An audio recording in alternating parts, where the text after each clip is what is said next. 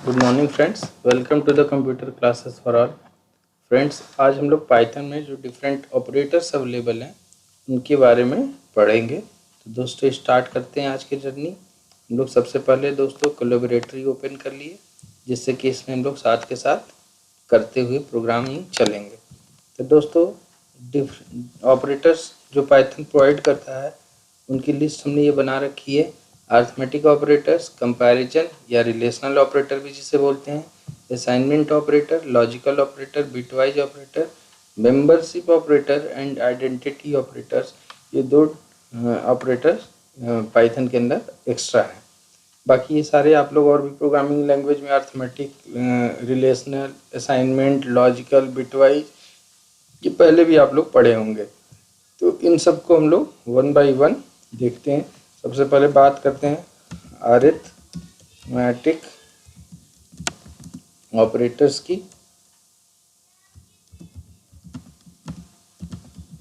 अब arithmetic operators में दोस्तों सबसे पहले हम लोग ये दो ऑपरेंड ले लिए, a comma b equals to let say 10 comma 20 आपने असाइन कर लिया, ए को 10 और बी को 20। यदि अरिथमेटिक ऑपरेटर्स क्या करते हैं, basic arithmetical operations perform. Arithmetic operators are those operators that perform the basic arithmetical operation between the operands. Like इसके एग्जांपल्स हैं, जैसे ये प्लस ऑपरेटर क्या करता है, एडिशन करता है। जैसे ए एक ऑपरेंड है, दूसरा ऑपरेंड बी है, और इनके बीच यदि ए प्लस ऑपरेटर हम लोग लगाएं तो दोनों का एडिशन करके रिजल्ट दे देगा। हम लोग चाहें तो इसको प्रिंट भी कर सकते हैं इस तरीके से, प्रिंटफ फंक्शन का यूज करके। हमने लिखा प्रिंटफ और यहाँ लिखा सम इजकल टू, और उसके बाद कॉमा लगा के ए प्लस बी लिख दिया। तो क्या करेगा, एक मैसेज के साथ लिख के आ जाएगा sum equal to A plus b. Clear है दोस्तों?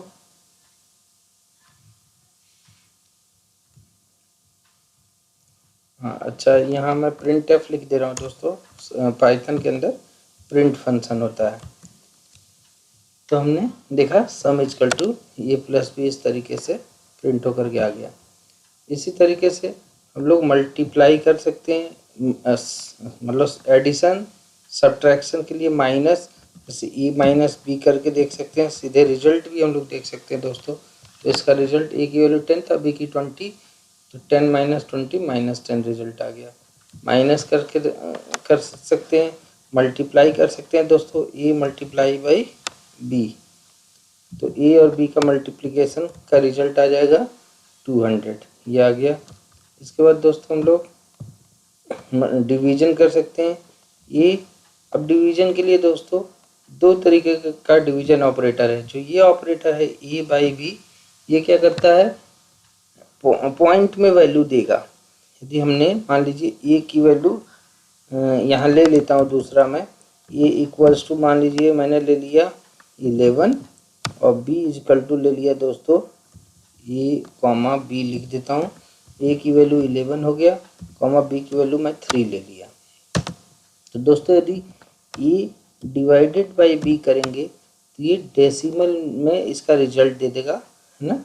इसका यदि रिजल्ट आप देखेंगे रन करके तो इसका रिजल्ट आएगा 3.666, 3 जा 9, 3.666 इस तरीके से आ रहा है पॉइंट डेसिमल में। लेकिन दोस्तों एक होता है फ्लोर डिवीजन। फ्लोर डिवीजन कुछ इस तरीके से हम यूज करते हैं, ए फ्लोर डिवीजन बी। तो ये ए को बी से डिवाइड करेगा और उसकी इंटीजर वैल्यू को, सिर्फ पॉइंट के बाद वाली की वैल्यू को रिमूव कर देगा। इसे बोलते हैं फ्लोर डिवीजन। तो इसका रिजल्ट दे देगा 3, ठीक है ना। तो यदि आपको ए बाई बी करेंगे तो ये इसकी एग्जैक्ट डिवाइड करके जो डेसिमल वैल्यू के साथ रिजल्ट को दिखाएगा। लेकिन यदि ए फ्लोर डिवीजन बी करेंगे तो पॉइंट के बाद वाली चीज़ों को ट्रंकेट करके रिजल्ट को दे देगा। क्लियर है दोस्तों? इसी तरीके से दोस्तों जैसे ये जो एक ऑपरेटर होता है डबल स्टार, ये डबल स्टार बी, ये पावर के लिए यूज करते हैं हम लोग। ये पावर भी यदि करना है तो यहाँ कोई पावर फंक्शन नहीं होता है, यहाँ पे आपको ये मल्टीप्लाई ये दो स्टार सिंबल जो है ये पावर का सिंबल है, तो a to the power b evaluate होकर के इसका रिजल्ट आ जाएगा। a के पावर b का रिजल्ट, a की वैल्यू 11 है, b की वैल्यू 3 है, तो 11 की पावर 3, 11 इंटू 11 इंटू 11 वो रिजल्ट दे देता है ये दोस्तों जो ये फ्लोर डिवीजन वाला ऑपरेटर है, ये फ्लोर डिवीजन वाला जो ऑपरेटर है, इसमें यदि हमने एक वैल्यू हमने लिया a कॉमा b, a की वैल्यू मैंने दोस्तों a की वैल्यू मैंने ले लिया 11, एक वैल्यू यदि इन दोनों में से नेगेटिव होती है, a की वैल्यू 11 है और b की वैल्यू मान लीजिए -3 है, तो ये क्या करता है कि डिवाइड करेगा, और डिवाइड करने के बाद यदि इनमें से एक नेगेटिव है, a और b में से एक नेगेटिव है और आपने a फ्लोर डिवीजन b किया है, तो ये पॉइंट के बाद वाली वैल्यू छोड़ता तो है, लेकिन ये उसके नियरेस्ट जो इंटीजर वैल्यू आएगी उसमें दे देगा फ्लोर वैल्यू। जैसे इसको यदि मैंने रन किया तो रन करते इसका रिजल्ट देखिए क्या दिया, -4, मतलब -11 अपॉन -3, तो माइनस तो सिंबल आया ही, लेकिन साथ में जो डिवाइड किया तो 3.666 जो आता है उसकी जगह 3.66 मीन्स 4, इसका यदि राउंड ऑफ करके पॉइंट के बाद वाले को फ्लोर की तरफ राउंड सीलिंग की तरफ राउंड अप करके वो रिजल्ट दे देता है 11 अप। जब कब, तब यदि इन दोनों में से एक निगेटिव नंबर है और आपने फ्लोर डिवीजन लगाया है जनरली, अदरवाइज यदि दोनों इंटीजर है ना, दोनों पॉजिटिव नंबर है, इंटीजर हो चाहे फ्लोट हो, तो फ्लोर डिवीजन वाला ये ऑपरेटर क्या करता है, ये पॉइंट के बाद की चीज़ें ट्रंकेट कर देता है, रिमूव कर देता है। लेकिन यदि आपने फ्लोर डिवीजन लगाया है और उनमें से एक निगेटिव नंबर है, तो ये क्या करता है, पॉइंट के बाद मान लीजिए 3.2 आया है, इनको डिवाइड करने पे 3.2 आ रहा है, यदि दोनों पॉजिटिव रहते तो इसका रिजल्ट 3 दे देता, लेकिन यदि ये इनमें से एक भी निगेटिव रहेगा तो उसका रिजल्ट 3 की जगह 4 देगा, लेकिन ये माइनस सिंबल है तो माइनस के साथ -4 इसका रिजल्ट आ जाएगा। 3.2 आए तब भी -4, 3.6 आए तब भी -4, इस सीलिंग की तरफ, टॉप की तरफ ये राउंड ऑफ कर देता है। क्लियर है? कब? ये ध्यान देने वाली बात है जब दोनों में से एक नेगेटिव नंबर है। ठीक है दोस्तों, उस तरीके से। और ये डबल स्टार क्या करता है, पॉजिटिव वैल्यू देता है। ये दोस्तों अर्थमेटिक ऑपरेटर था।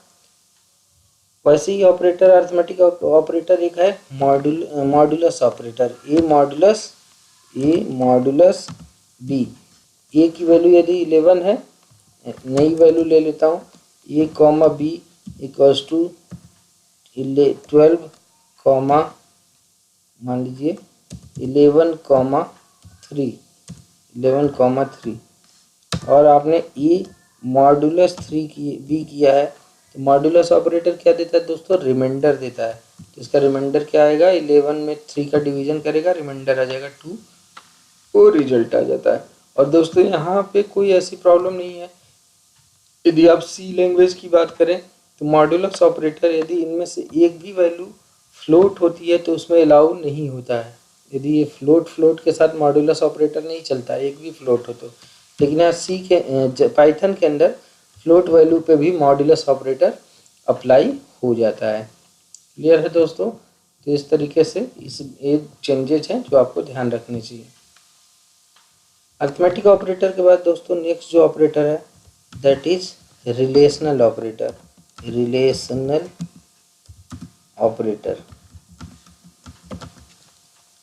रिलेशनल ऑपरेटर क्या करता है दोस्तों, दो ऑपरेंड के बीच लॉजिकल रिलेशनशिप चेक करता है, और वो रिलेशनशिप कंडीशंस में हम यूज करते हैं।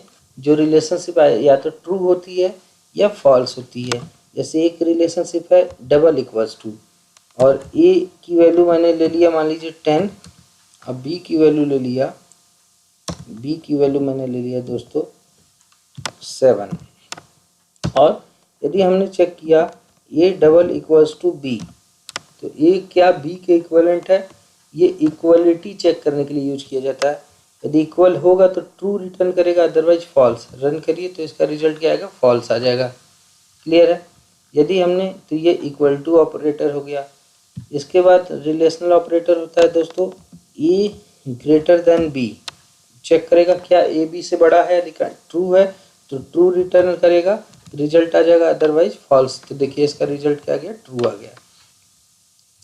ऐसे ही दोस्तों ए लेसर देन बी, ये फॉल्स आ जाएगा क्योंकि ये बी से लेसर नहीं है।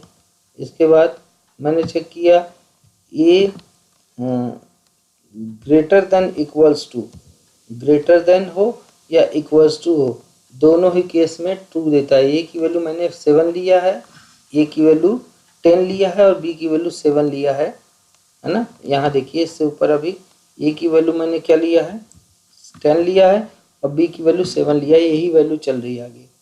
तो ए की value A is greater than equals to B, और मैंने लिखा ए ग्रेटर देन, तो हमने यहाँ चेक कर ही लिया था ट्रू है। लेकिन ए ग्रेटर देन इक्वल्स टू, यदि मैंने लिखा बी प्लस 3, तो ग्रेटर तो नहीं हुआ, लेकिन ए की वैल्यू 10 है, बी प्लस 3 की वैल्यू 10 हो जाएगी।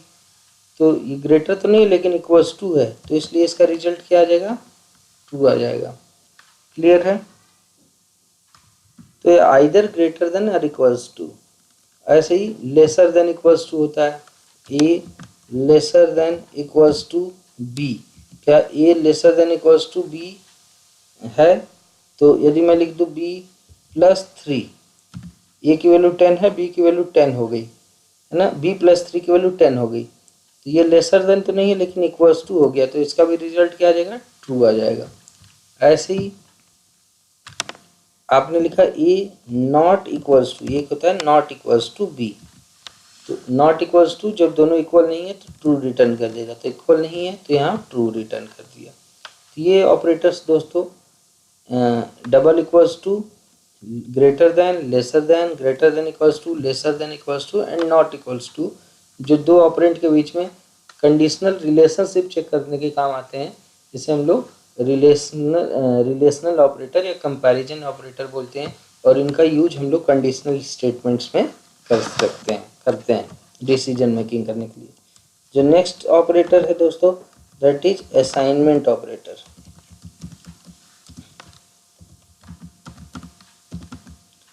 असाइनमेंट ऑपरेटर दोस्तों क्या करता है कि एक राइट हैंड साइड की वैल्यू को लेफ्ट हैंड साइड ऑपरेंड में असाइन करता है। जैसे एक है ए की वैल्यू मान लीजिए 10 है, ए की वैल्यू 10 है और बी की वैल्यू 3 है, बी की वैल्यू 3 है। और यदि मैंने किया a equals to b, it means एक असाइनमेंट ऑपरेटर है इक्वल्स टू, जो राइट हैंड साइड की वैल्यू को लेफ्ट हैंड साइड में असाइन करेगा, मीन्स ए में बी की वैल्यू असाइन कर देगा। तो यदि मैं इसको चलाऊं तो ये क्या करेगा, ए की वैल्यू पहले 10 थी, लेकिन जब असाइनमेंट ऑपरेटर चला तो ए में बी की वैल्यू असाइन कर दिया इसने। और यदि अब ए को चला के प्रिंट करके देखेंगे आप, तो ए की वैल्यू भी क्या होगी, 3 प्रिंट होकर के आ जाएगी। तो इस क्यों, क्योंकि इसने ए में बी को असाइन कर दिया। तो राइट हैंड साइड की वैल्यू लेफ्ट हैंड साइड में असाइन कर देता है असाइनमेंट ऑपरेटर। नेक्स्ट होता है दोस्तों plus equals to, plus equals to. A plus equals to B यदि आपने लिखा, A plus equals to B का मतलब होता है दोस्तों, इसका मीनिंग है A equals to A plus B. इसका मीनिंग होता है A equals to A plus B. ये क्या करता है, ए और बी को ऐड करेगा और रिजल्ट को ए में असाइन कर देगा। ए 10 था, बी 3 था, तो दोनों को ऐड करेगा 13 हो जाएगा, 13 को ए में असाइन कर देगा। तो यदि ए को प्रिंट करके देखोगे आप तो ए की वैल्यू क्या दिखाएगा, ये 13 दिखाएगा। ए की वैल्यू क्या है, अच्छा यहाँ से चेंज कर दिया था मैंने, हम लोग यहाँ एक नया वैल्यू ले लेते हैं। ए की वैल्यू मैंने ले लिया 10 और बी की वैल्यू ले लिया मैंने 3। ठीक है, A equals to A plus B किया तो क्या करेगा, ये दोनों ए और बी को ऐड किया और ऐड करके रिजल्ट को ए में असाइन कर दिया। ऐसे प्लस इक्वल्स टू होता है, ऐसे ही माइनस इक्वल्स टू होता है, multiply equals to, divide equals to, modulus equals to, float division, जितना भी अर्थमेटिक वाले होते हैं वो सारा ये भी यहाँ भी होता है। इसी तरीके से हम लोग यूज कर सकते हैं जो असाइनमेंट ऑपरेटर है, माइनस इक्वल्स टू, ठीक है, मैं ये कमेंट में लिख दे रहा हूँ, माइनस इक्वल्स टू, उसके बाद होता है दोस्तों multiply equals to, division equals to, इसके बाद होता है दोस्तों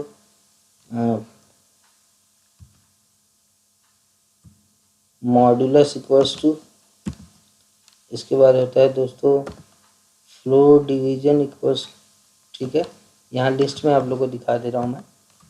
तो अरिथमेटिक ऑपरेटर के बाद ये असाइनमेंट, ये रिलेशनल ऑपरेटर थे, उसके बाद असाइनमेंट ऑपरेटर, ये सारे बता दिया मैंने। इसी तरीके से ये वाला भी होता है मल्टीप्लाई पावर इक्वल्स टू और फ्लो डिवीजन इक्वल्स टू, ठीक है। तो इस तरीके से दोस्तों इनको भी करेस्पॉन्डिंगली जैसे अरिथमेटिक ऑपरेटर में हम लोग यूज करते थे, जैसे ए प्लस में आपको समझ में आया कि A plus equals to A plus B, उसी तरीके से ये यदि हमने यूज किया है, मान लीजिए एक मैं यूज करके दिखा रहा हूँ, A multiply equals to B, तो ये क्या करेगा, ए के पावर बी निकालेगा और जो रिजल्ट आएगा ए के पावर बी मीन्स 10 के पावर 3, और जो रिजल्ट आएगा वो ए में साइन कर देगा। तो ए को यदि मैं प्रिंट करूं, यदि ए को मैं प्रिंट करके दिखाऊं तो क्या प्रिंट होकर के आएगा, 10 के पावर, ये क्या किया, ए की वैल्यू क्या है, अब 13 हो चुकी है। इसके यहाँ मैं नई वैल्यू ले रहा हूँ क्योंकि अभी मैंने वैल्यू इससे पहले वाले में चेंज कर दिया था। A equals to 10 and B equals to 3 ले लिया यदि आपने, और इसको करके देखते हैं तो ए की वैल्यू 10 थी, 10 के पावर 3 निकाला, क्योंकि डबल मल्टीप्लाई क्या करता है, पावर निकालता है, और वैल्यू निकाल के A power equals to B का मतलब होता है A equals to A to the power B, है ना। तो ए के पावर बी करके रिजल्ट निकालेगा, उसको ए में साइन कर देगा जो, और ए को यदि प्रिंट करके आप देखेंगे तो ये आया, क्योंकि ए की वैल्यू 10 थी, बी की वैल्यू 3 थी, 10 के पावर 3 निकाला, 1000 हुआ, उसको ए में साइन कर दिया, तो ए को प्रिंट किया तो 1000 प्रिंट हो गया। ये दोस्तों सारे असाइनमेंट ऑपरेटर हैं। ऐसे ही दोस्तों रिलेशनल ऑपरेटर्स हो गया, अरिथमेटिक हो गया, रिलेशनल हो गया, असाइनमेंट हो गया। उसके बाद दोस्तों बिट वाइज ऑपरेटर होता है, बिट वाइज ऑपरेटर्स, इसको सिंगल लाइन कमेंट में मैं लिख दे रहा हूँ, bit wise operators. Bit wise operators क्या करता है दोस्तों, हर एक ऑपरेंड को इंडिविजुअल बिट्स में कन्वर्ट करता है, ऑपरेंड को बिट्स में कन्वर्ट करता है, बाइनरी में कन्वर्ट करता है, और उनकी बाइनरी वैल्यूज पे ये हर इंडिविजुअल बिट्स पे ये बिटवाइज ऑपरेटर्स अप्लाई करता है। और बिटवाइज ऑपरेटर कौन कौन से हैं दोस्तों, बिटवाइज एंड, है ना, मैं यहाँ कमेंट में लिख दे रहा हूँ, बिटवाइज जो ऑपरेटर है, बिटवाइज एंड ऑपरेटर, यहाँ मैं लिस्ट में भी आप लोगों को दिखा दे रहा हूँ। बिटवाइज जो ऑपरेटर्स हैं वो बिटवाइज एंड ऑपरेटर्स, ठीक है, बिटवाइज और operators, XOR operator, not operators, और left shift and right shift. हमने जो बिटवाइज ऑपरेटर है that is bitwise and operators, ठीक है। और इसको यूज यदि करके देखना चाहें हम लोग, ए की वैल्यू मान लीजिए 10 है और बी की वैल्यू 3 है, ठीक है। और यदि हम लोग bitwise A bitwise and B करें तो क्या करेगा दोस्तों, यहाँ कमेंट में मैं आप लोगों को समझा दे रहा हूँ कि ए की वैल्यू को, ए को बाइनरी में कन्वर्ट करेगा, ए को, यदि ए की बाइनरी में बताऊँ क्या होगा, तो ए की बाइनरी 1010 होगी, ठीक है। ऐसे ही बी की बाइनरी क्या होगी, यदि बी को बाइनरी में हम लोग कन्वर्ट कर दें, बी को भी बाइनरी में कन्वर्ट कर दें, तो बाइनरी में इसकी वैल्यू बी की होगी 0011, ठीक है ना। और यदि ए बिटवाइज बी किया जाए दोस्तों तो क्या करेगा, ए इसको इधर लिख देता हूँ कमेंट में, ए बिटवाइज बिटवाइज एंड बी की वैल्यू क्या करेगा दोस्तों कि इन सबको इंडिविजुअल बिट्स पे लॉजिकल ऑपरेशन परफॉर्म करेगा। तो क्या करेगा 0 एंड 1 हर इंडिविजुअल बिट्स पे इधर इस साइड से 0 और 1 का रिजल्ट क्या आएगा दोस्तों। यदि 0 1 का रिजल्ट है हम लोग बोले 0 एंड 1 लॉजिकल एंड में कर रहा हूँ, बिट वाइज हर बिट पे एंड ऑपरेशन लगा रहा हूँ। तो 0 एंड ऑपरेशन क्या कहता है कि सारे 1 होंगे तो रिजल्ट 1, जितने भी इनपुट हैं 1 है तो रिजल्ट 1, एक भी 0 तो रिजल्ट 0। तो 0 1 में एक 0 आ गया तो रिजल्ट एंड का 0 आएगा। ऐसे ही यहाँ 1 एंड 1 दोनों 1 है तो रिजल्ट 1 आएगा। ऐसे ही यहाँ पे 0 0 है तो 0, ऐसे ही यहाँ पे 1 0 हो गया तो 0। तो इस तरीके से bit wise and operator work करता है दोस्तों। तो इसका फाइनली रिजल्ट क्या आ रहा है 0 0 1 0, और 0 0 1 0 क्या है, ये 2 की बाइनरी है। यदि इसको रन करूं मैं तो क्या आउटपुट दिखा देगा। यदि मैं रन करके आउटपुट देखूं तो देखिए क्या आउटपुट दिखा रहा है 2।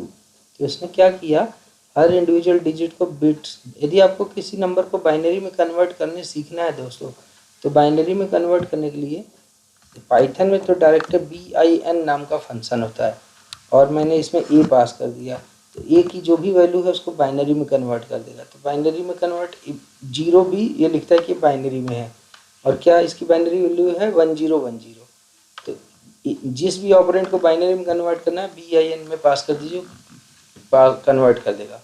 दूसरा तरीका ये भी होता है दोस्तों कि हम लोग 8 4 या आप लोग, मैंने सी प्रोग्रामिंग का मेरा वीडियो लेक्चर पढ़ा हुआ है उसमें बिटवाइज ऑपरेटर आप लोग एक बार पढ़ देख लेना, उसमें मैंने बाइनरी में कन्वर्ट करना सिखाया हुआ है। ठीक है, आगे बढ़ते हैं दोस्तों।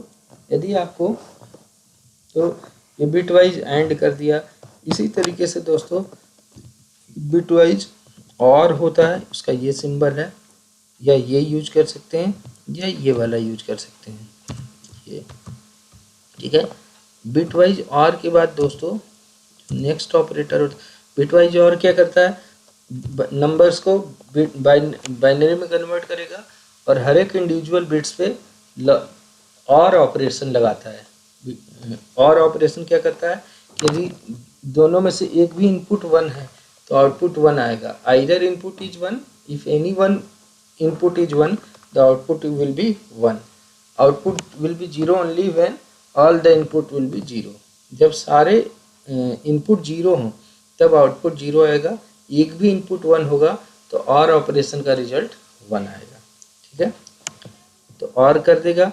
दूसरा जैसे इसी में यदि हम लोग और कर दें ए और बी तो क्या करेगा 0 और 1 में से 1 आ जाएगा, 1 एंड 1 का 1 आ जाएगा, 0 0 का 0 आ जाएगा, 1 0 का 1 आ जाएगा। तो 1 0 1 1 रिजल्ट आ जाएगा इसका, जो कि 11 का बाइनरी है। ठीक है, उसी तरीके से दोस्तों बिटवाइज नॉट होता है। बिटवाइज नॉट का सिंबल ये वाला है, टिल्डल सिंबल। उसके बाद दोस्तों बिटवाइज नॉट क्या करता है 0 को 1 में, 1 को 0 में कन्वर्ट कर देता है। इसके बाद दोस्तों बिटवाइज XOR होता है दोस्तों, और XOR क्या करता है, XOR सिंबल ये वाला XOR का सिंबल होता है, और XOR में से यदि सिमिलर इनपुट है तो आउटपुट 0 आता है और डिससिमिलर के लिए आउटपुट 1 आता है।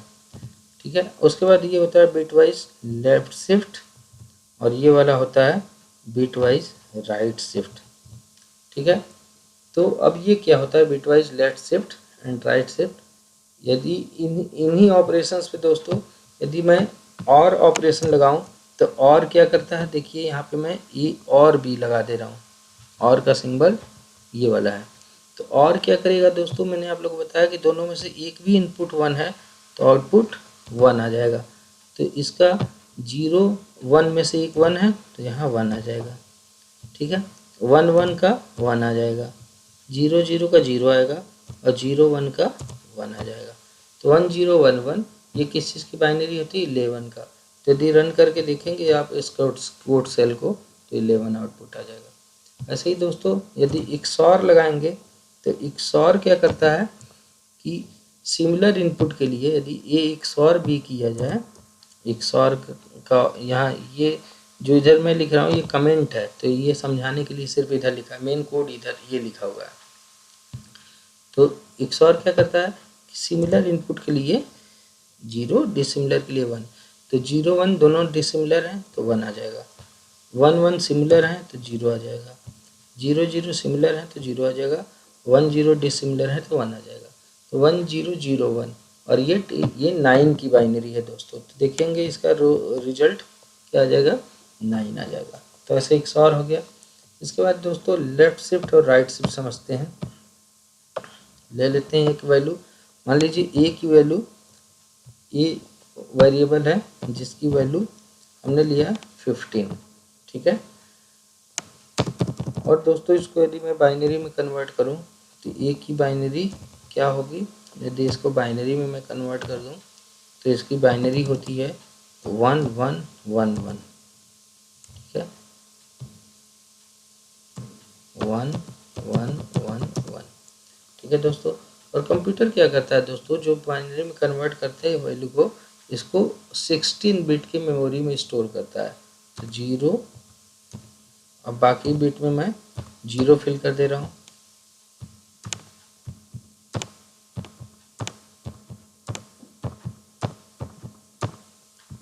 1 2 3 4 5 6 7 8 6 12, उसके बाद 13 14 15 16, तो इस तरीके से स्टोर करता है दोस्तों।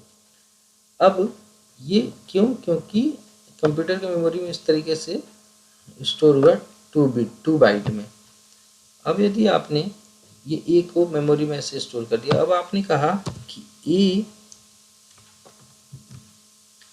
कहा कि A राइट लेफ्ट से, यदि मैं पहले राइट शिफ्ट करता हूँ, राइट शिफ्ट 2, इसका मतलब A को 2 बिट राइट की तरफ शिफ्ट कर दो। तो हर एक इंडिविजुअल बिट को 2 बिट राइट की तरफ शिफ्ट जब करेगा दोस्तों, तो ये लास्ट के 2 बिट बाहर निकल जाएंगे इस विंडो से और शुरू के 2 बिट खाली हो जाएंगे। लास्ट के 2 बिट हटा देंगे और शुरू में 2 बिट जहाँ खाली है वहाँ 0 लगा देंगे। तो जब ये हट जाएगा तो यहाँ बचेगा क्या, सिर्फ 1 1 बच जाएगा और शुरू के 0 का कोई मीनिंग होगा नहीं। और 1 1 की बाइनरी होती है 3, तो इसका रिजल्ट क्या आ जाएगा, 3 आ जाएगा। क्लियर है। राइट शिफ्ट इस तरीके से करते हैं। और यदि मैं लेफ्ट शिफ्ट करूँ, ये लेफ्ट शिफ्ट 2, तो ये 2 बिट हर एक इंडिविजुअल बिट को किधर शिफ्ट करना है, लेफ्ट। तो लेफ्ट शिफ्ट करेंगे तो इधर ये सारे ये 2 0 इधर वाले बाहर निकल जाएंगे पीछे और यहाँ लास्ट के 2 जगह स्पेस खाली हो जाएंगे, तो वहाँ हम लोग 2 0 लगा देंगे, ठीक है। तो हम लोग सिग्निफिकेंट बिट देखें कि ये बचा। और ये किस चीज़ की बाइनरी है दोस्तों, ये 60 की बाइनरी है। तो बात करते हैं हम लोग आगे। अब इसके बाद दोस्तों जो नेक्स्ट ऑपरेटर होता है that is logical operator. Logical operator और लॉजिकल ऑपरेटर दोस्तों, लॉजिकल एंड, मैं आप लोग को यहाँ दिखा दे रहा हूँ लॉजिकल ऑपरेटर्स को भी, जो लिस्ट में मैंने बनाया है। लॉजिकल ऑपरेटर्स है लॉजिकल एंड, लॉजिकल और, लॉजिकल नॉट। और दोस्तों यहाँ एंड ही लिखना होता है, यहाँ इसका कोई सिंबल नहीं यूज किया जाता है। जो लॉजिकल ऑपरेटर्स हमारे हैं वो एंड, ठीक है, और एंड नॉट, ये 3 ऑपरेटर लॉजिकल ऑपरेटर हैं और हमें यही लगाना पड़ता है। हमें इसके लिए कोई सिंबल नहीं होता है यहाँ पे, यहाँ ये टेक्स्ट से लिखना होता है। जैसे A = 10 एंड B = ये मान लीजिए कि मैंने एक A = 10 लिखा है एंड B = 3 लिखा है। मैंने लिखा A > B एंड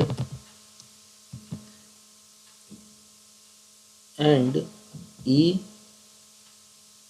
= B। अब मैंने 2 रिलेशनल ऑपरेटर लगाया। लॉजिकल ऑपरेटर का यूज हम लोग इसीलिए करते हैं कि रिलेशनल ऑपरेटर में जो हम लोग कंडीशंस लगाते हैं उनको और कॉम्प्लेक्स बनाने के लिए लोग लॉजिकल ऑपरेटर का यूज करते हैं। जैसे ए ग्रेटर देन बी एक कंडीशन लगाया और दूसरा ए इक्वल्स टू बी दूसरा कंडीशन लगाया। अब यदि ये एंड बीच में लॉजिकल एंड लगा होने का मतलब ये होता है ये कंडीशन भी ट्रू हो और ये भी ट्रू हो, तब आउटपुट ट्रू आएगा। एक भी फॉल्स तो आउटपुट फॉल्स आएगा। तो देखिए ये तो ट्रू है लेकिन ये वाला फॉल्स है, इसलिए इसका रिजल्ट यदि मैं रन करूँ तो रिजल्ट कैसा आएगा, फॉल्स आएगा। ठीक है। और यदि मैं इसको ऐसे लिख दूँ A greater than B and B lesser than A, तो ये भी ट्रू है ये भी ट्रू है, दोनों ट्रू है, तो रिजल्ट क्या आ जाएगा, ट्रू आ जाएगा। तो लॉजिकल एंड इस तरीके से हम लोग यूज कर सकते हैं। ऐसे ही लॉजिकल और दोनों कंडीशन में से एक भी ट्रू है तो रिजल्ट ट्रू अदरवाइज फॉल्स, और उसके लिए ओ और लिखना होता है। नॉट चेक करने के लिए NOT नॉट लिखना होता है। क्लियर है दोस्तों। इस तरीके से हम लोग लॉजिकल ऑपरेटर का यूज कर सकते हैं दोस्तों। इसके बाद दोस्तों जो नेक्स्ट ऑपरेटर होता है that is membership operator, that is membership operator.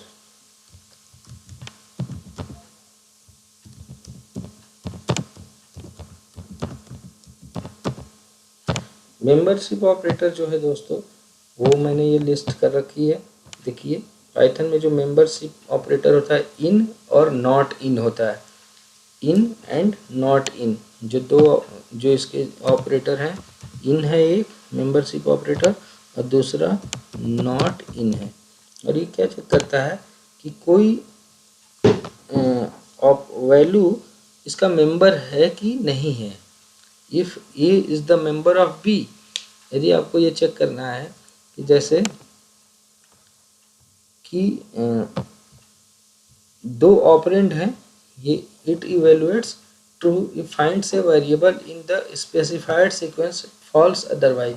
यदि आपने कोई एक सीक्वेंस यूज किया हुआ है, मान लीजिए एक सीक्वेंस में यूज कर रहा हूँ, लिस्ट बनाता हूँ मैं, सीक्वेंस टाइप का आप लोगों को मैं बता चुका हूँ, स्ट्रिंग लिस्ट एंड टपल, ये सीक्वेंस टाइप डेटा टाइप पढ़ाया था मैंने। और एक लिस्ट बनाया आपने मान लीजिए जिसमें लिखा है 10, 20, 30, 50, 90। ठीक है। और ये आपने यदि चेक करना है कि 10 इन लिस्ट, आपने चेक किया 10 इन लिस्ट, क्या इस लिस्ट में 10 is the member of this list, in membership operator है। इट विल चेक कि whether the 10 is the member of this list, यदि होगा तो ट्रू रिटर्न करेगा अदरवाइज फॉल्स। तो यदि इसको रन किया मैंने तो इसका रिजल्ट क्या रिटर्न कर दिया इसने, true, yes 10 is the member of this. तो in check the membership whether that this 10 is in this list, is whether this 10 is the member of this list, तो यदि है तो ट्रू अदरवाइज फॉल्स रिटर्न करता है।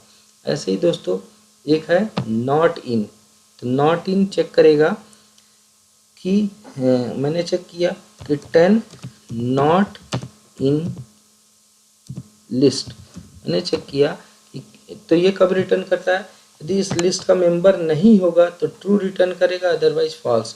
Since ये member है तो इसलिए कैसा रिटर्न कर देगा, फॉल्स रिटर्न कर देगा।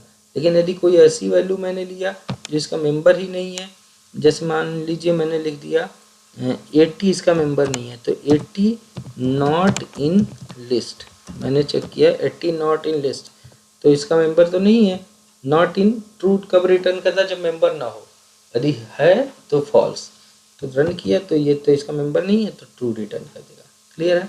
तो in and not in membership operator का हम लोग यूज कर सकते हैं। ऐसे ही दोस्तों आइडेंटिटी ऑपरेटर होता है, ये चेक करता है कि is and not is. Next जो ऑपरेटर है एंड लास्ट है दोस्तों ये ऑपरेटर, ये आइडेंटिटी ऑपरेटर, आइडेंटिटी ऑपरेटर। और ये क्या चेक करता है, आइडेंटिटी ऑपरेटर जो दोस्तों है वो ये दो ऑपरेटर आइडेंटिटी ऑपरेटर कहे जाते हैं, is and not, is not, is and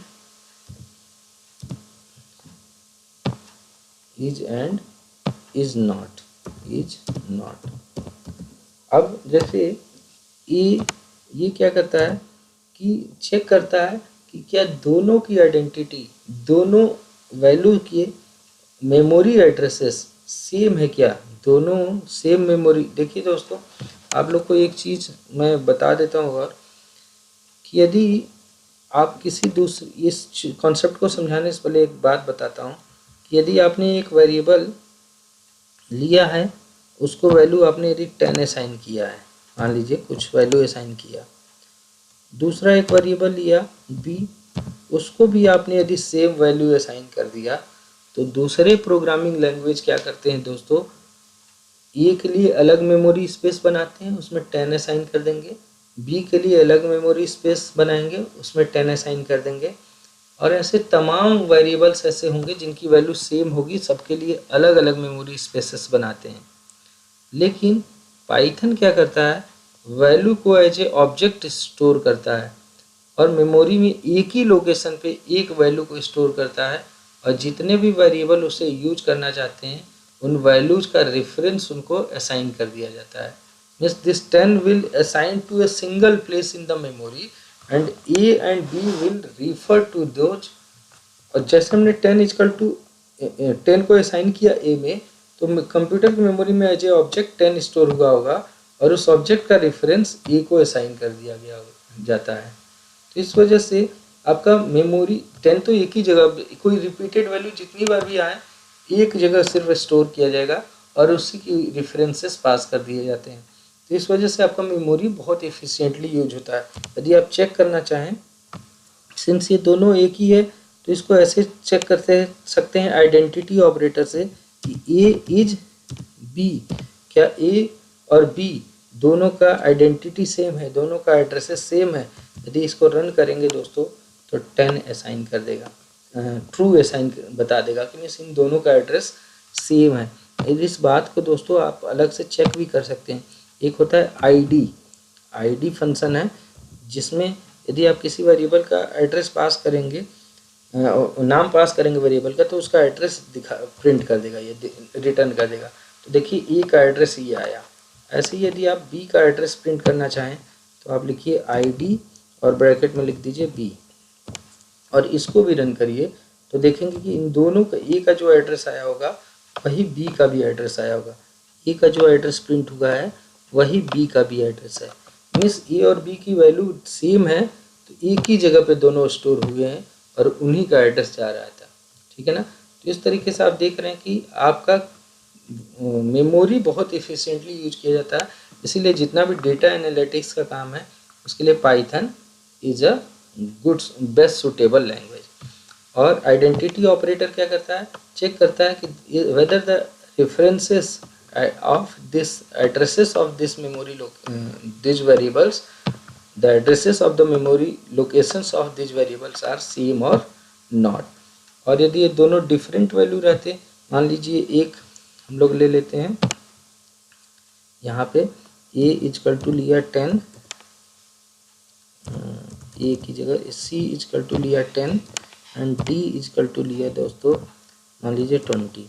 और यदि मैं आइडेंटिटी अब चेक करूं C इज D रन करूं तो ये दोनों डिफरेंट है तो फॉल्स आ जाएगा, क्योंकि इन दोनों का एड्रेसेस डिफरेंट होगा। ऐसे ही होता है is not, C is not D, C और D का यदि एड्रेस सेम नहीं होगा तो इज नॉट क्या कर देगा, ट्रू रिटर्न कर देगा, अदरवाइज फॉल्स रिटर्न कर देगा। जैसे इसमें यदि मैं इज नॉट लगाऊं तो इसका रिजल्ट का क्या दे देगा, क्योंकि ये सेम है तो इज नॉट फॉल्स रिटर्न कर देगा, ट्रू रिटर्न करेगा।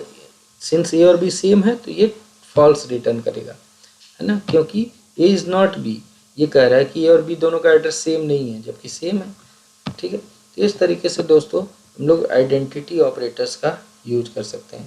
तो इस तरीके से दोस्तों आप लोग का ये सारे ऑपरेटर्स हम लोग अपने पाइथन में यूज कर सकते हैं। ठीक है दोस्तों, आई थिंक आप लोगों को चीज़ें समझ में आ रही हैं। आप लोग चैनल को सब्सक्राइब करिए और वीडियो को कंटिन्यूअस वे में देखते रहिए, जिससे चीज़ें आप लोग को बेटर वे में समझ में आ जाए। दोस्तों आपको पाइथन में बहुत दूर तक मुझे ले जाना है और बाकी एक फुल स्टैक आप लोग को सॉफ्टवेयर डेवलपर मुझे बनाना है, तो इसलिए आप लोग कंटिन्यूअसली हमारा वीडियो देखते रहें। आप लोग को पक्का प्रोग्रामिंग बहुत अच्छे से आ जाएगी। ओके दोस्तों, मिलते हैं नेक्स्ट वीडियो में। Thank you, thanks a lot.